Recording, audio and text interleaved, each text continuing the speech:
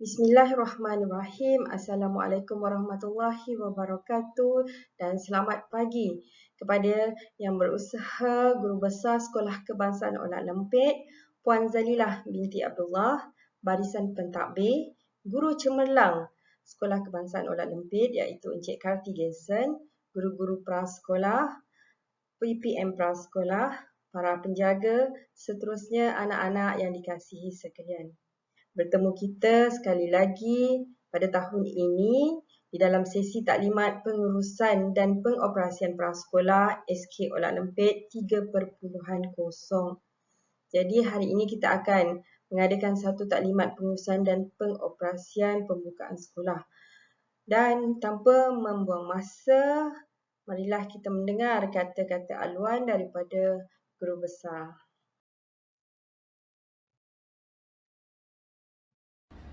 Bismillahirrahmanirrahim. Assalamualaikum warahmatullahi wabarakatuh. Kepada semua ibu bapa dan anak-anak prasekolah serta warga kerja prasekolah Sekolah Kebangsaan Onak Lempit bagi sesi 2021.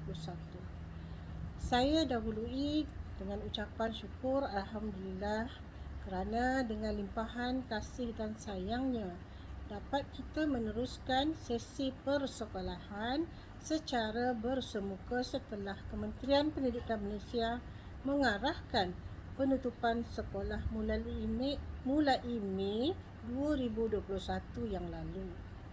Sepanjang penutupan sekolah, pembelajaran anak-anak diteruskan secara PDPR iaitu pengajaran dan pembelajaran di rumah. Yang memerlukan pengajaran guru diteruskan dengan pembelajaran anak-anak beserta bimbingan ibu bapa di rumah. Ribuan terima kasih yang tidak terhingga diucapkan kepada ibu bapa semua yang sangat komited dalam memberikan bimbingan yang berterusan kepada anak-anak di rumah. Sesi persekolahan bagi murid-murid prasekolah akan bermula pada 18 Oktober 2021 setelah Negeri Selangor memasuki fasa 3 program pemulihan negara mulai 1 Oktober 2021 yang lalu.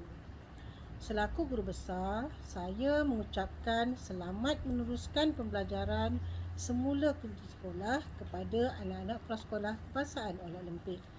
Besarlah harapan saya agar ibu bapa dan anak-anak dapat mengikuti SOP yang sedia ada demi kebaikan dan keselamatan kita bersama.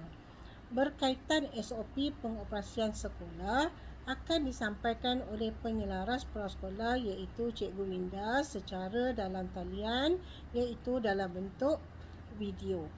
Ibu bapa dan anak-anak yang saya kasihi sekalian, sesungguhnya menuntut ilmu adalah wajib bagi semua insan walau dalam apa jua situasi. Kita masih lagi berada dalam situasi endemik dan usaha untuk mencari ilmu perlu juga diteruskan bagi kesinambungan dan kelangsungan kehidupan pada masa hadapan. Fikirlah perkara yang baik-baik, bertindaklah secara bijaksana, doalah perkara yang baik-baik. InsyaAllah perkara yang baik Allah datangkan kepada kita. Akhir kata, selamat kembali ke sekolah. Semula anak-anak prasekolah Sekolah Kebangsaan Onak Lempit sehingga kita berjumpa semula pada 18 Oktober 2021. Sekian, wabillahi taufiq wal hidayah. Assalamualaikum warahmatullahi wabarakatuh. Begitulah tadi ucapan alu-aluan daripada Guru Besar Sekolah Kebangsaan Onak Lempit. Seterusnya, tanpa membuang masa lagi, saya terus kepada garis panduan pengurusan dan pengoperasian sekolah 3.0 pengurusan murid prasekolah. Seperti yang tuan-puan sedia maklum, yang tertera di hadapan tuan-puan adalah Pelan Pemulihan Negara Persekolahan di mana negeri Selangor telah melangkaui fasa ketiga iaitu di mana semua institusi pendidikan telah dibuka di bawah KPM secara berperingkat tertakluk kepada ketetapan KPM dan penilaian risiko. Ini bermakna pembukaan sekolah secara berperingkat telah bermula pada 3 Oktober yang lalu, di mana murid berkeperluan khas dan PPKI telah hadir tanpa penggiliran, dan manakala murid yang lain masih lagi belajar secara PDPR. Dan pada minggu hadapan bermula 18 Oktober, murid prasekolah dan tadika swasta akan hadir tanpa penggiliran. Secara rumusannya, kita merujuk pada 18 Oktober, murid prasekolah, tadika swasta hadir tanpa penggiliran. Baiklah, untuk pengoperasian dan pengurusan prasekolah, murid akan dibenarkan masuk ke kawasan sekolah bermula jam 7 pagi. Kalau tuan-puan boleh lihat, waktu ketibaan murid akan bermula pada jam 7 pagi sehingga 7.20 pagi. Seterusnya, penjaga yang menghantar murid telah lengkap 2 dos vaksin. Murid dihantar sehingga di kawasan pagar utama sekolah sahaja. Guru bertugas akan memeriksa suhu badan murid. Murid yang telah dicek suhu akan bergerak masuk ke kelas tanpa iringan penjaga. Seterusnya, murid yang tidak sihat atau menangis ketika hadir di pagar sekolah tidak dibenarkan ke kelas. Penjaga dan murid memakai pelitup muka dan murid perlu membawa pelitup muka lebihan.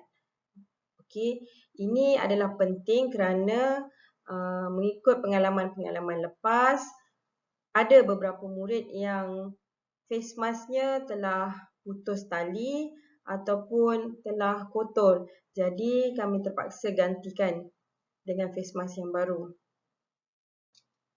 Okey, seterusnya, murid tidak dibenarkan membawa botol air sendiri buat masa ini. Jadi sekiranya anak-anak inginkan air yang kerap, boleh meminta kepada cikgu dan juga PPM yang berada di dalam kelas. Okey, seterusnya murid tidak perlu membawa bekal dan makanan akan disediakan oleh pembantu pengurusan murid di kelas masing-masing. Semua murid akan makan di tempat masing-masing di bawah seliaan guru. Murid akan bergerak ke kelas mengikut laluan yang telah disediakan. Murid akan mencuci tangan menggunakan sabun yang disediakan di hadapan pagar kelas. Murid tidak dibenarkan berkongsi alatan tulis dan penjaga hendaklah menyediakan kelengkapan alat tulis yang secukupnya. Seterusnya, untuk pengoperasian waktu pulang murid adalah mengikut model 4 iaitu penguraian secara berperingkat yang telah kita buat sebelum ini.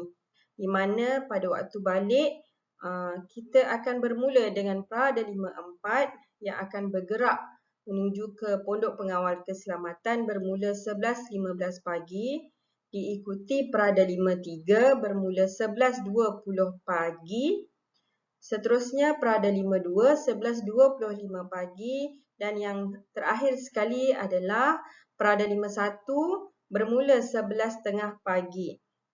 Okey, murid-murid ini akan diiringi oleh guru dan juga PPM ke pondok pengawal.